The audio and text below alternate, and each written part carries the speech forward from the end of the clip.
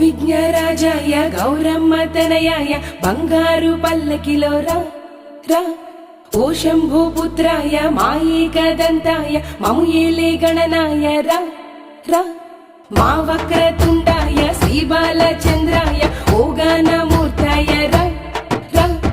ఓ అగ్ర పూజాయ సిద్ధి బుద్ధి గణనాయ మా విఘ్నము తొలగించగరా రా